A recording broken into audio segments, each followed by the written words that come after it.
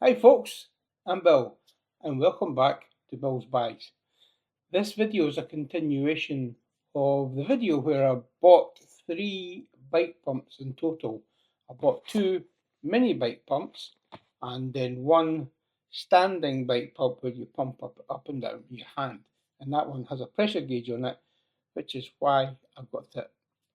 And I really wanted a bike pump that had a pressure gauge, so for my bike I wanted to know what my tyre pressure was at and not just have a guess when I'm pumping up my tyres. In the beginning, I didn't know what pump to get. I just hadn't got a clue.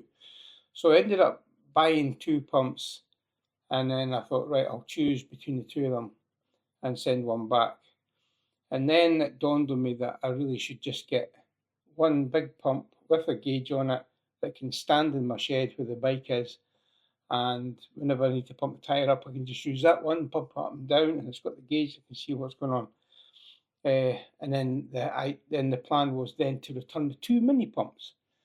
Now, at the end of that video, I says that I was going to keep one of them. The 2 mini pumps I bought were, one was a Rockbros that had a little toolkit inside it, which I thought was a really cool idea. And I mean, the second mini pump had another feature in it that I quite liked, and I'll show you that now in this video. And I've kept that little mini pump and returned the Rockbros because I don't need the wee toolkit. I've already got like a little spanner, like a wee folding bike toolkit, so I don't need that one. So I've returned that, and I've kept this wee mini pump here from West Biking, and I'll open that and I'll show you why I kept it. Here we are. I'm about to open up the box for the mini pump. It's just got a little bit of tape, so this is the pump that I've kept because of a little feature that it has, which I thought was quite cool. This is what's in the box.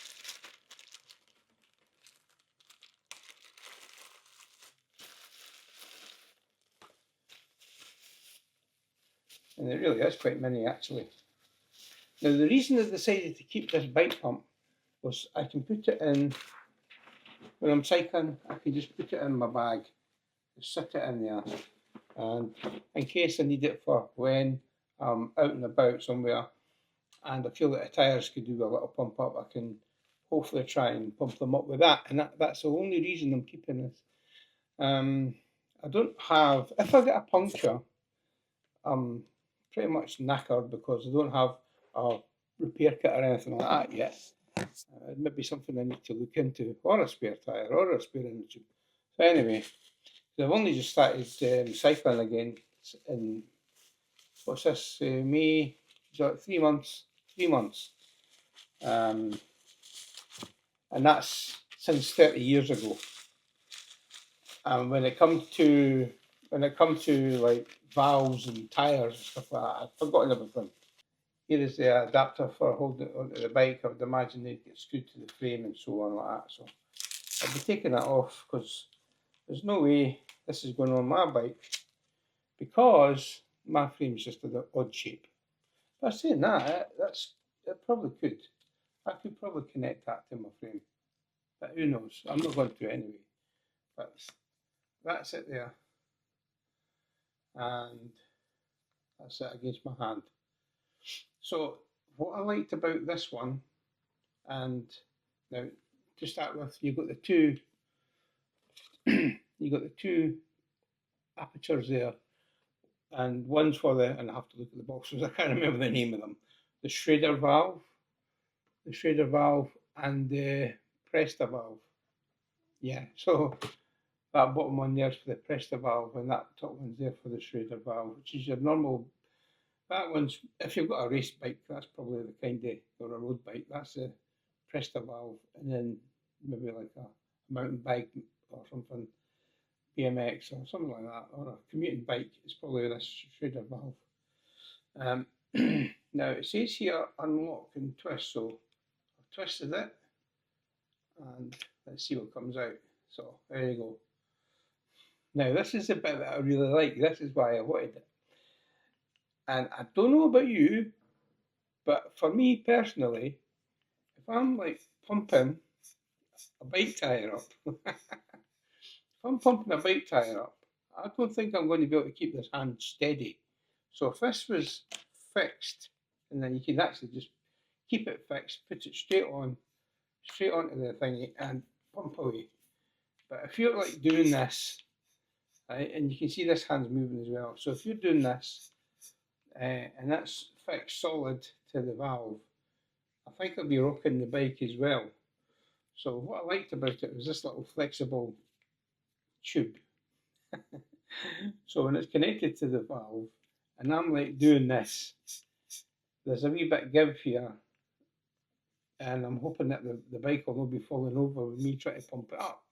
And that's why that's what I liked about it. It might look a bit gimmicky to some people, but for me, that's what I liked about it. So now it's got this locking mechanism, okay. Oh, and it's got S and P on the. Let's see. I don't know if you can see it. There's an S and a P there on the oh, and a little diagram on this side. You just see them there and there.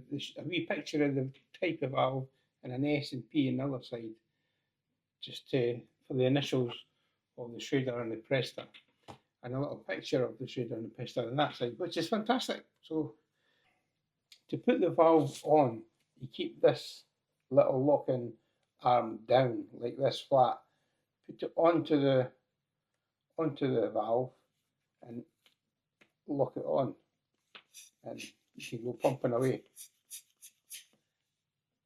Or you can take that out and pump away, and hopefully this little flexible bit will not rock your bike as much. So that's why I liked it. And it's handy. I can keep this, put this into my rucksack. Not a rucksack, it's just like a wee bag. Fire that in there, you wouldn't even know it's there, and it weighs next to nothing. It's really, really lightweight, and it's just a handy little thing that I can just throw in my bag, and off I go. So that's where it's going to live now. It's going to live in my bag, that away on my back when I'm cycling to work. And that's why I bought that pump. It's just as a backup, and that's it. So listen. So thanks for watching this video. That's the end of it. And I'll see you in the next video.